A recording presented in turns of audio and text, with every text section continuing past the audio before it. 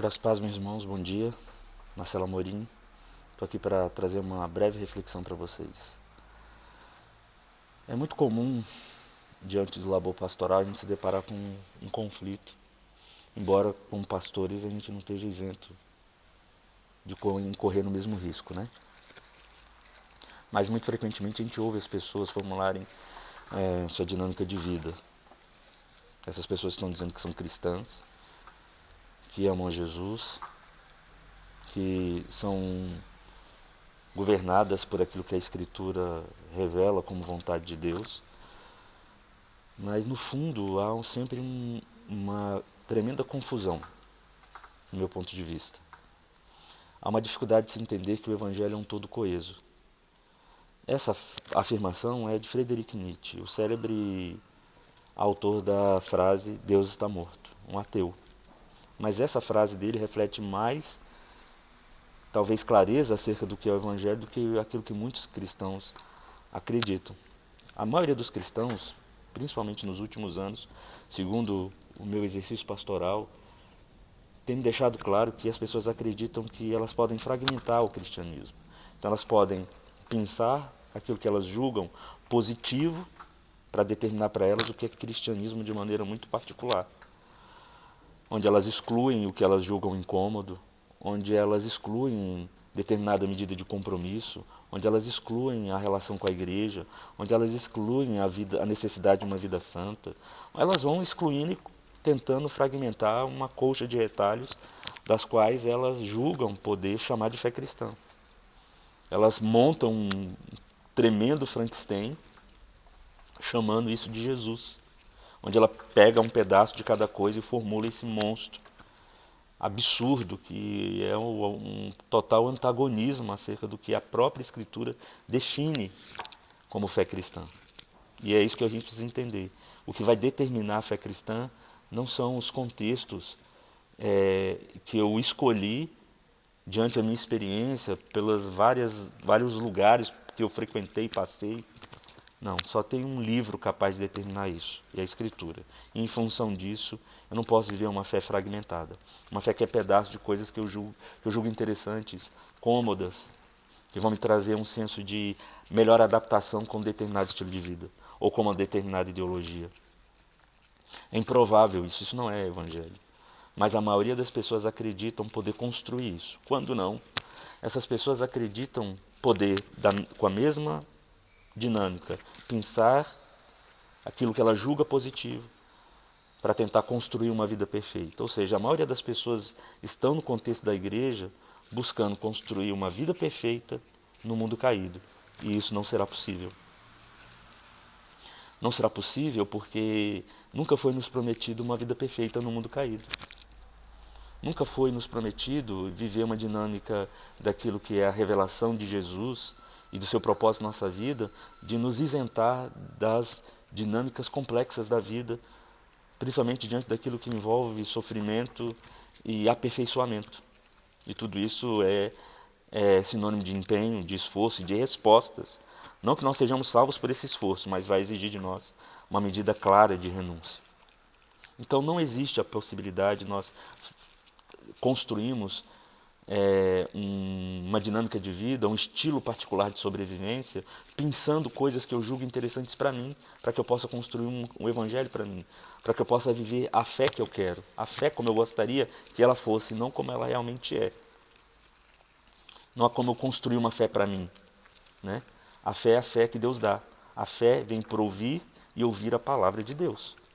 Ela só pode ser fruto disso, ela não pode ser fruto das minhas preferências, ela não pode ser fruto das minhas inclinações culturais, ela não pode ser fruto da minha busca por tentar manter o meu estilo de vida, ou da minha romântica e patética busca por um tipo de felicidade que contradiz a Escritura. Mas as pessoas frequentemente estão nesse afã, e cada vez mais se afastam do que realmente o Evangelho quer apresentar como verdade. E a verdade é essa, meus irmãos. Desde o Velho Testamento, Deus impõe sobre o seu povo, e ele tem todo o direito de fazer isso. Ele é Deus. Uma maneira muito específica com a qual o relacionamento com ele acontece. Eu não posso escolher na minha relação com Deus aquilo que eu julgo interessante para mim. Quem faz isso é Deus. Ele é Deus. Ele pode, sim, determinar que aspecto ele julga segundo a sua justiça, segundo o seu santo e reto caráter, aquilo que ele entende como possível da nossa parte em relação a ele para entendermos a dinâmica do que é uma relação com ele segundo os padrões dele. Eu não determino para Deus como será o tipo de culto que ele exige, como se eu pudesse dizer para Deus, Deus, o seu culto pode ser melhor segundo as minhas inclinações culturais, segundo as minhas determinações pessoais, segundo os meus aspectos pessoais que formulam o meu estilo de vida. A minha visão de mundo. Nossa visão de mundo é uma tremenda lixeira, meus irmãos. Se nós não estamos usando o óculos das Escrituras para enxergar o mundo, nós estamos vivendo numa absurda cegueira espiritual. Então, eu queria deixar essa reflexão para os irmãos, né? É muito frequente ver as pessoas tomando decisões na vida como se ela pudesse tomar determinadas decisões sem que aquilo incluísse o todo da fé cristã. Elas falam sobre casamento, elas falam sobre criação de filhos, mas quando você vai ver o eixo daquela decisão, aquilo está tomado de mero egoísmo. Aquilo está tomado de uma tentativa simplesmente de construir um ambiente mais confortável. E não necessariamente o desejo e a vontade de agradar a Deus. E você pode falar, poxa, pastor Marcelo, mas isso é muito difícil. Deus quer de fato que nós tenhamos uma vida confortável.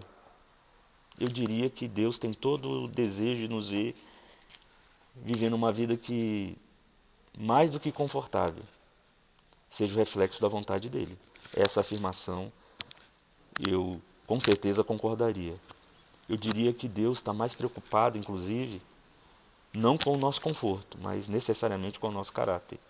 E por isso ele estipula tudo aquilo que nós vemos desde o Velho Testamento e que serve para nós como base para pensar exatamente a realidade que nós vivemos hoje desde a obra de Jesus, onde ele cabalmente submeteu toda a sua vida a não apresentar a Deus uma alternativa mais agradável do que poderia ser a vida dele. E é isso que o Evangelho nos ensina por meio da vida de Jesus, por meio da vida dos apóstolos, de que nós precisamos apresentar a Deus o culto que Ele quer, e não o culto que eu gostaria de apresentar. Eu não posso apresentar a Deus a minha maneira de adorá-lo, a minha maneira de servi-lo, a minha maneira de crer.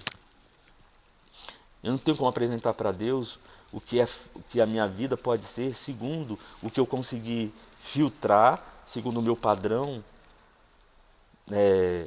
caído de avaliação, para determinar um cristianismo muito apropriado ao meu estilo de vida, à maneira como eu gostaria que a fé fosse. A maioria das pessoas estão construindo um Frankenstein, que elas estão chamando de Jesus, onde ela pegou um pedaço de cada coisa e formulou um monstro. Ela tem uma fé que é uma colcha de retalhos, que é um pedaço de cada coisa que ela considerou interessante para ela e que, na final, é um tremendo trapo de imundície. Então, meus irmãos, o cristianismo é um eixo coeso. O cristianismo é um todo coeso. O cristianismo não pode ser fragmentado. Ou nós compramos tudo isso que a fé é, ou nós sempre teremos uma fé que é o retrato de distorção e daquilo que apresenta uma séria ameaça às nossas vidas. O Evangelho não está submetido a nenhum contexto cultural, a nenhum contexto ideológico, a nenhum contexto histórico.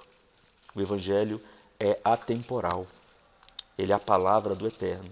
E quanto mais nós nos submetemos a essa realidade, nós estaremos mais próximos de um Evangelho autêntico e que, de fato, estará formando a semelhança de Jesus. Então, deixo aí a vocês essa reflexão. Curtam o nosso canal. Um forte abraço e que Deus os abençoe. Fiquem com Deus.